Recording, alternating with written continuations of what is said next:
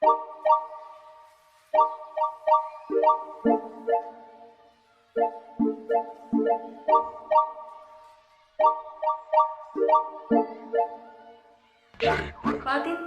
comes from the Spanish term tin, which alludes to the drawn lines and signifies tint or ink. Another name for it is tubigan, tubiganay, or tubig-tubig, because the grid lines are often produced by wetting the ground with water. Some children refers to it as harang taga or harang taga. In English, this literally means block and catch. In 1997, Samahang Makasining or Artist Club devised time-based scoring, which is similar to basketball. 6 people make up each player on a squad, 4 players and 2 waiting as replacements. This is a common children's game found on abandoned streets, schoolyards, and beaches.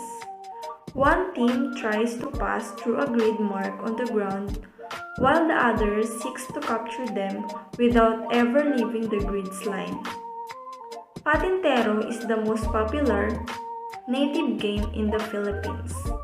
It doesn't require any particular equipment to play, but if you want to make it an official game, you'll need chalk to draw lines on the ground, as well as a whistle and a stopwatch to measure time. Other names for the game include Lumplumpas, Igorot, Sabatan, Kapampangan, Sinibon or Sirbab, Ilocano, and Tadlas for 4 players or Biros-Biros for 6 players in Western Visayas. Objective: the player should have 2 teams with an equal number of players. The 2 teams made up of defensive or guard players and the runners or passers team. The passers team aims to cross from the starting line to the end of the rectangle and back, and they must avoid getting tagged by the guards team. On the other hand, the defensive or guard team aims to cut and eliminates the runners or passers team to prevent them to reach on the other side and cannot earn points. The goal of the game is for the offensive player to walk or run from one to the other side and return without being caught by the defending group, who guards the line of the court.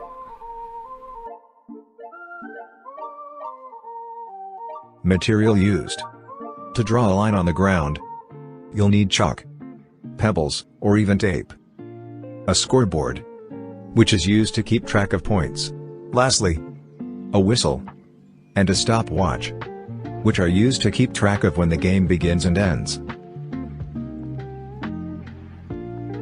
1. The game starts with the 2 teams doing either rock, paper, scissors or by a coin toss. Whoever wins in this game becomes the first passers. 2. The passers position themselves at the starting point. This point is just behind the first crosswise line of the rectangle while the guards stand on the lines. A guard or 2 is assigned on each of the crosswise lines. 3. Guards are allowed to move along their respective lines except for the team leader. The team leader positions him or herself on the first line. He or she moves both along the crosswise and lengthwise lines. 4. Guards are not allowed to step into the squares. 5.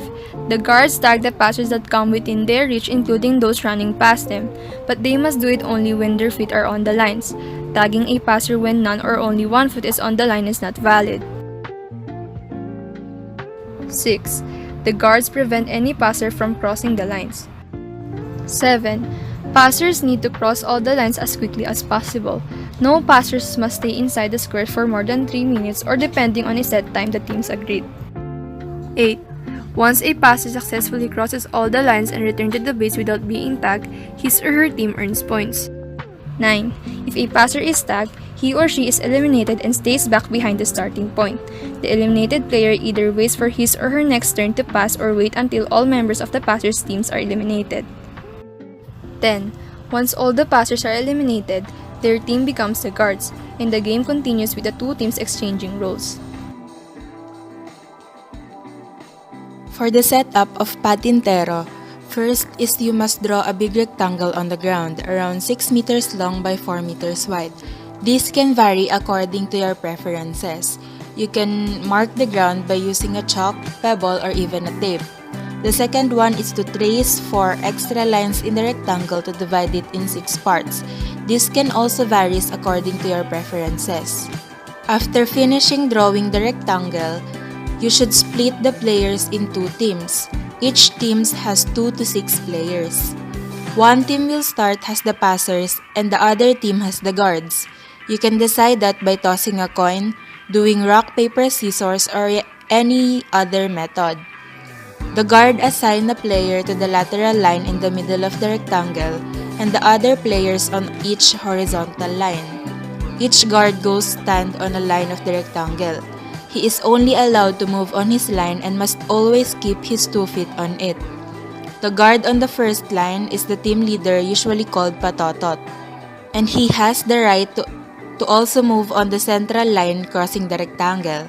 The objective of the runners is to get across to one end of the big rectangle back without being touched or tugged by a guard. To start the game, all passers must try to cross the rectangle back and forth without being touched by any of the guards. If anyone succeeds, they score 1 point for their team. If a passer fails as he got tagged, he is out of the game and have to wait until the next turn. If a guard tags a passer without having his 2 feet on his line, then it does not count. Once all passers have finished, the team switch roles for a new turn to start and complete the round. A version of this game adds a time limit of 2 minutes for the passers to cross. Another version stops the turn as soon as one passer is tagged.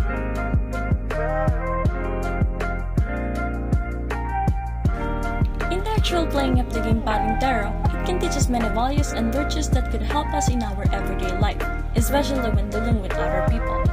These include discipline, passion, team spirit, determination, respect, team building, equality, perseverance, and even fun and enjoyment physically, mentally, and socially.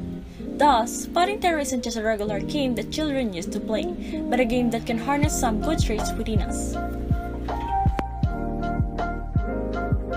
During the game, the guards should ensure they have both feet on the ground before tagging their opponent, otherwise, it will not count. Once a runner is tagged, his or her team will switch roles with the taggers. If a runner makes it across the big rectangle and back without being touched with the butterfly fingers, they earn a point. The team with the most points earned in 3 hours wins.